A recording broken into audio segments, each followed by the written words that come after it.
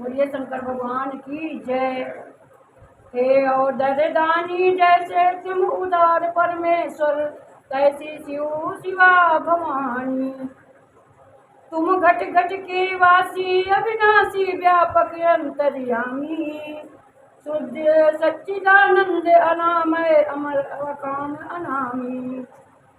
अवधित गति अनबद्ध अगोचर अगुणनीय अमानी, अगम प्रणामी तुम्हें निगामी ते नेति नेति कैया रे। जय औदरदानी जय औदरदानी। सोई तुम भगतन के हितकारी, कारण रूप अनेक धरे, के अनुग्रह भाजन प्रभु में सकल अचारज स्वामी। परख प्रीत परखत तनयात आधे अंग विधायो, आदो पुरुष धर्म को नारी अद्भुत रूप बनायो। जय औदरदानी त्रिपुरारी जय औदरदानी, तुम घट घट के वासी अविनाशी व्यापक अंतर्यामी। आक दतूर पात सिर फल में तुम्हारी जत त्रिपुरारी, चारु चारी बड़ाई पदाचरी लगती नर नारी। आशुतोष तुम बिन त्रिभुवन में को अधिक कृपा निधानी, जैसे तुम उदार परमेश्वर तैसे शिवा भवानी। तुम घट घट के वासी तुम हो अंतर्यामी। आशुतोष तुम बिन त्रिभुवन में अति कृपा निधानी, जाके पद रज प्रसाद ते सुर सुरपति सुख के भोगी। सोई सर्वस्थ अपरे और को फिरे अकिचर जोगी। तुम औदरदानी जैसे तुम उदार परमेश्वर, तैसे शिवा भवानी तैसे शिवा भवानी। परित जात कर कपाल ले डारत भीख भवानी, तुम बिन जो पिशाच कोए मानत निज प्यारे। भैर बदाई मोर आई मूषक विनित सदन प्यारे, सब सिंह से संग संग पर पीवत घाट घाट पर पानी। विषधर दोषर दूषण भूषण कौन बनावे, कौन आप में हलाल पी के और सुधा पियावे। जैसे तुम उदार परमेश्वर वैसे शिवा भवानी, तुम घट घट के अविनाशी व्यापक अंतर्यामी। विषधर दोषा कर भूषण भूषण कौन बनावे, कौन आप हलाल पी के और सुधा पियावे। तुम बिन आके कंठ कृपा की अखियत नील सयानी, काशी निज मुक्ति कौन लुआ मन डोले। ये पशुपात बिन संग पशु परे पास कृपा करि खेले। श्रमन सुनाए कौन तारक मनु तारक अग्नि प्राणी, जय मारत जग के अग्नि करो वो प्यार करत तुम स्वामी। विजय शरण महेश कृपा करी चरण नमामि नमामि। तुमको बिन को अपमानत सो मैं पुटन अदम अभिनानी।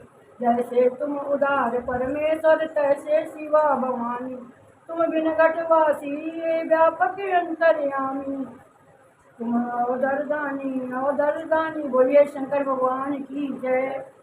तो आज के इस पाठ में क्या होगा, विश्वोत्सव शिव संहिता का प्रथम खंड तीर्थराज मुनियों का आगमन होता है। तो इस तरह से आगे किसी पुराण की कथा स्टार्ट हो रही है, तो आप सभी लोग पान करिएगा।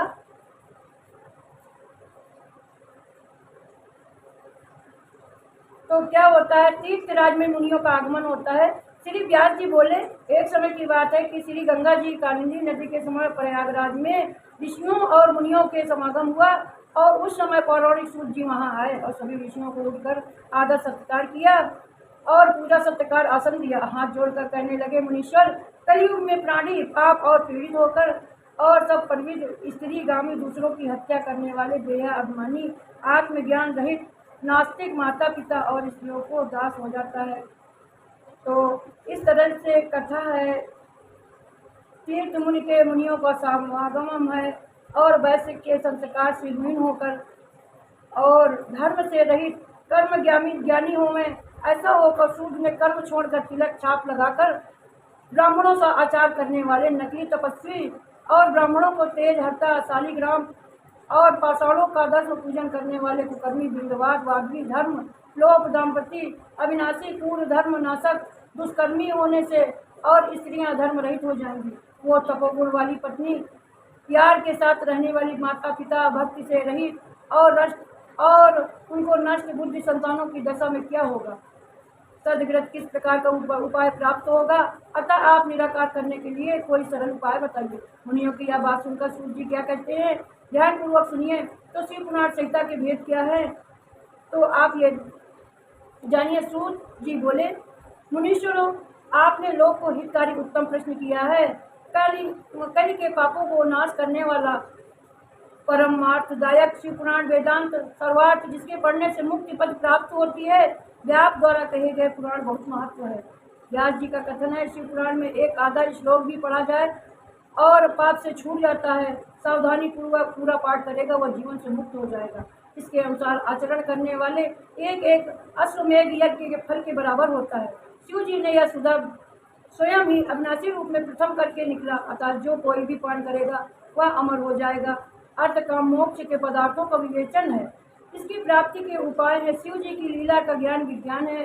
शिव जी के पहले 1 लाख श्लोकों का बनाया गया है, जिसमें विशोषर संहिता है, रुद्र संहिता है, विनायक संहिता है 10,000 श्लोकों की, तथा उमा संहिता है, मात्र संहिता 8,000 श्लोकों की, एकादश रुद्र संहिता है 13,000 श्लोकों की, कैलाश संहिता है 6,000 श्लोकों की, और सतगुरु 3,000 की, कोटि रुद्र 9,000 की, सतकोटि रुद्र 11,000, मानवीय संहिता 10,000, धर्म संहिता 12,000। परंतु कलियुगी जीवों का उद्धार करने के लिए शिव जी 24,000 श्लोकों को ही कर दिया है। इसमें विशेषता संहिता, रुद्र संहिता और सतगुरु संहिता, कोटि रुद्र संहिता, उमा संहिता, कैलाश संहिता और वसनीय संहिता है, जो ये जीवन को मुक्त हो, इसको पढ़ने से जीवन मुक्त हो जाता है।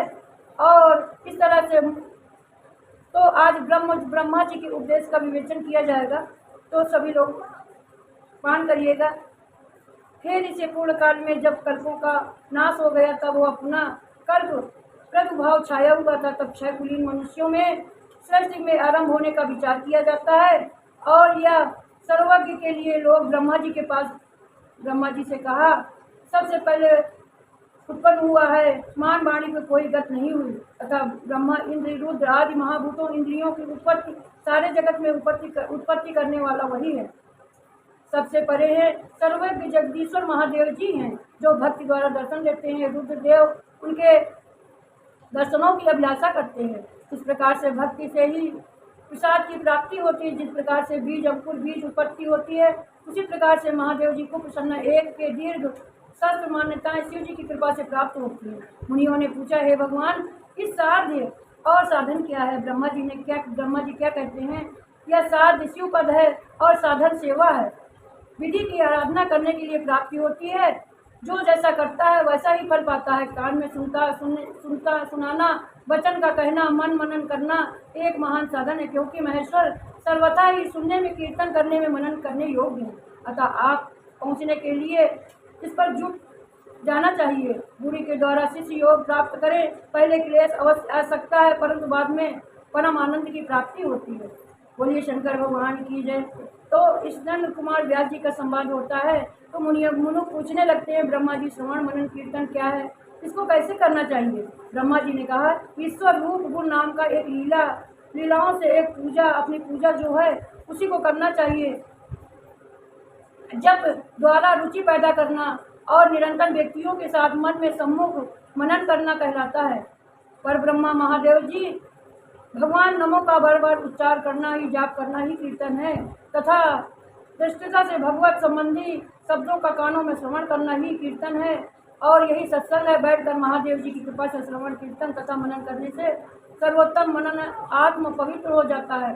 सूत जी कहते हैं, हे मुनियों, मैं इस साधन के बारे में प्राचीन इतिहास सुनाता हूँ। एक समय की बात है, सरस्वती के तट पर मेरे गुरुदेव जी भगवान व्यास जी जप कर रहे थे। उसी समय स्तन कुमार आकर पूछा, हे भगवान, शिव जी के प्रत्यक्ष की सहायक है, फिर भी ऐसा तप क्यों कर रहे हैं? व्यास जी ने उत्तर दिया, मैं मुक्ति के लिए तप कर रहा हूँ। और स्तन कुमार जी बोले, व्यास जी, ऐसा भ्रम मुझे भी हुआ था। इसी प्रकार मैंने मुक्ति के लिए मंदराचल पर तप किया था। तब शिव जी की आज्ञा से नंदीश्वर ने मुझे बताया कि शिव जी का कीर्तन करने से, मनन करने से मुक्ति मिल जाती है। मेरा भ्रम दूर हो गया।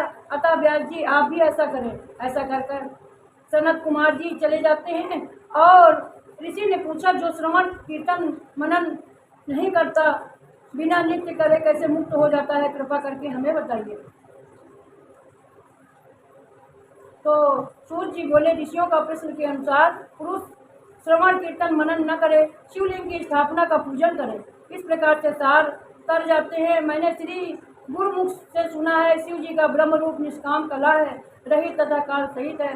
इस निष्फल निराकार लिंग की प्रधानता है, कलाओं से मुक्त है, साकार निराकार शिव जी और ब्रह्म संगत भी है।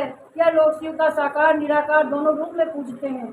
प्राचीन समय में ब्रह्मा विष्णु विवाद होने पर शिवलिंग में प्रकट होकर दर्शन दिया था। शिव का निष्फल लिंग जगत पूज्य हो गया है। इसे कल्याण में भोग की मोक्ष की प्राप्ति होती है। ब्रह्मा जी विष्णु जी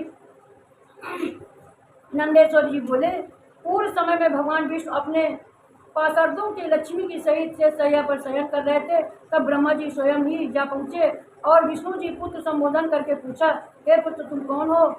उस समय तू मुझे देखकर तेरा ईश्वर कहाँ चला गया? विष्णु ने यह सुनकर क्रोध को दबाते हुए बोले, हे पुत्र तुम्हारा कल्याण हो, जाओ बैठो, मैं तुम्हारा पिता हूँ, कहो तुम्हारा मुख टेढ़ा क्यों हो गया है?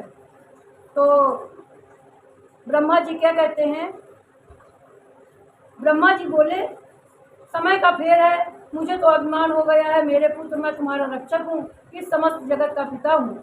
विष्णु जी बोले, अरे चोर, तू अपना बड़प्पन क्या दिखाता है? सारा जगत मुझ पर निवास करता है, तू मेरी नाग कमल से पैदा हुआ है, मुझसे ऐसी बातें न कर। इस प्रकार से दोनों में विवाद बढ़ जाता है और दोनों अपने अपने कहते हुए आपस में युद्ध करने लगते हैं। इनके वाहन में आपस में लड़ने लगते हैं।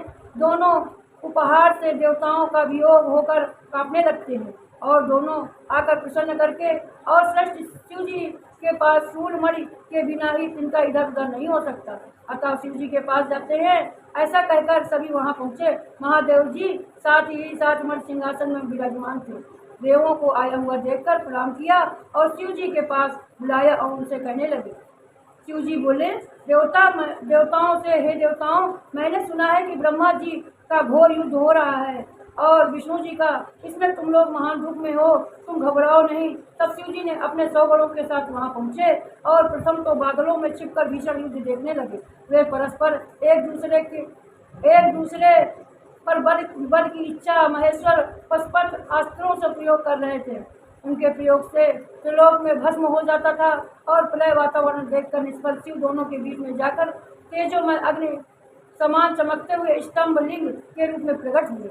फिर तो महातेज वाले स्तंभ को देखकर दोनों विस्मय में पड़ गए और शस्त्र शांत पड़ गए। दोनों बोले, हे इंद्र, अग्नि स्वरूप स्तंभ क्या है, इसको पता लगाना चाहिए। वह सोचकर वीर शीघ्र ही चल पड़े। विष्णु जी तो शूकर के रूप में धारण करके पाताल पहुंचकर दूर तक पहुंच गए। ब्रह्मा जी हंस के रूप बनाकर आकाश में गए। इस तरह से प्रकाशमय लिंग का कोई और छोर नहीं मिला। आकाश में एक केतकी का फूल ब्रह्मा जी ने देखा, उसे तोड़कर ले आए। वहां से निश्चय हो गया कि वो स्तंभ चोर पा लिया है। वो केतकी का फूल लेकर विष्णु जी के पास आए और विष्णु जी ने उनके पैर पकड़ लिए। ब्रह्मा जी ने इस छल को जानकर शिव जी को क्षण में प्रकट हुए और विष्णु भगवान उनके चरण पकड़कर प्रणाम किया। विष्णु जी ने महानता से भगवान शिव को बहुत प्रसन्न हुए और उन्होंने सत्य विदा प्रशंसा की और समानता प्रदान की। तो बोलिए शंकर भगवान की जय। तो ब्रह्मा जी का अभिमान कैसे भंग होता है? तो श्री नंदेश्वर बोलते हैं कि महादेवता अपनी भवों से भैरव को प्रकट किया और सामने खड़े होकर भगवान की आज्ञा मांगी और मैं क्या सेवा करूं? शिव जी ने कहा, क्रोध करके उनसे कहा, तुम लपलपाती तलवार से ब्रह्मा की पूजा करो। और शिव जी की आज्ञा पाते ही भैरव वहां केशव को पकड़ लिया और थरथर कांपने लगे। भैरव शीघ्र ही झूठ बोलने वाला 5वां सिर काट डाला। वैसे सिर काटते ही जैसे ही भैरव तैयार हुए, ब्रह्मा जी के चरणों में गिर पड़े।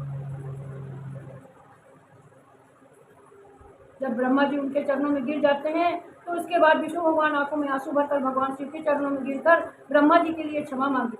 विष्णु जी ने कहा, हे प्रभु, प्रारब्ध में कृपा करके ब्रह्मा जी के 5 सिर प्रदान किए थे, अब सिर तो कट गया है। हे प्रभु आप प्रसन्न हो जाओ। भैरव ब्रह्मा को छोड़कर कहने लगे, हे ब्रह्मा तुमने अपनी प्रतिष्ठा और ईश्वरत्व के लिए छल किया, अतः तुम सत्यकाट स्थान में कुशों को विहीन किए जाते हो। ब्रह्मा जी शिव भरत स्वामी सहकर वो 5वां मुख मांगने लगे, परंतु शिव जी ने कहा, अराजकता और भय का मैं विश्व में स्थिति बिगड़ने नहीं दूंगा। हे पुत्र मैं अपराधी हूँ, मुझे तुम दंड प्रदान करो। तुम गणों सहित जाकर अधिपति होकर लोक की मर्यादा का पालन करो। इसके बाद शिव जी केतकी का फूल से कहा, तुम भी मिथ्याभाषी हो, तुम मेरी पूजा की योग्य नहीं हो। शिव गणों से दूर भगा दिया और इसलिए केतकी का फूल पूजा नहीं जाता। वह शिव जी विनय पूर्वक बोली, हे नाथ कुछ तो सफल कीजिए, मेरा पाप क्षमा कीजिए। हे प्रभु आपकी कृपा से क्या दुर्लभ है। शिव जी बोले, मेरा वचन मिथ्या कभी नहीं जाता है, इसलिए तुम मैं स्वीकार नहीं करूँगा, परंतु तुम भक्त तुझे स्वीकार करेंगे। इस प्रकार तेरा जन्म सफल हो जाएगा। मेरे मंडप की रचना सिरमौर तू ही रहेगी। इस प्रकार से ब्रह्मा जी केतकी विष्णु पर कृपा करके देवों के पास आए और देवों का शिव पूजन स्तुति किया और तुरंत और शिव जी की सभा में जा बैठे। बोलिए शंकर भगवान की जय। आज के लिए बस इतना ही। कल शिव ज्ञानो उपदेश होगा, तो कल के लिए और सभी लोगों को अगर शिव पुराण अच्छा लग रहा हो तो सभी लोग लाइक सब्सक्राइब और कमेंट जरूर कीजिएगा। बोलिए शंकर भगवान की जय, बोलो शिव पुराण की जय।